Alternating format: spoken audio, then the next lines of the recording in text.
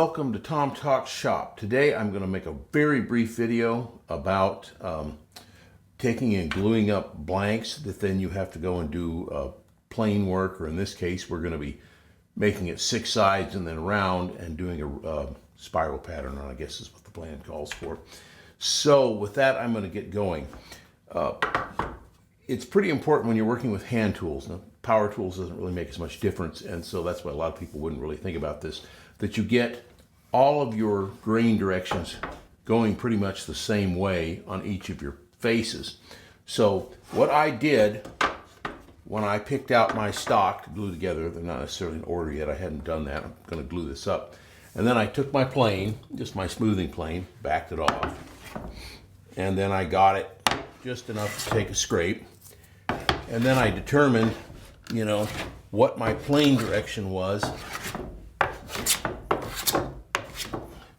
on all 4 faces, and of course I already know this direction is going this way, and then I plane each edge doing the same thing, and like this one I know the direction is going that way, this edge I know it's going towards the camera, and this one I know is going away from the camera. It almost always does that anyway. And then I repeat this through the whole pile. When I have that done, then I go through, you know, and I've stacked them all up, and then I get a pile, and I look, and then I get my pile together, and I look, okay, well, I've got my outside grains going that way, but my top grain is going the wrong way. Well, then I have to flip my arrows around until I get them going the right way. Now I've had it that way and now I've lost it. There we go. So what the goal would be is you have all one side going one direction and have all your tops, bottoms going the same way and your outside face going the same way.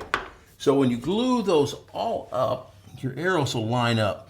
Other than that, you just treat it as a standard glue up, make your course marks and plane and flatten everything and get it so it sticks together nice and put it together. Then when you're ready to be doing whatever you've got to do, in this case we're going to be making it into a hexagon, then you should have a whole lot less tear out when you're planing with your hand tools. Doesn't mean you won't, but you'll have a whole lot less and hopefully a lot less critical tear out.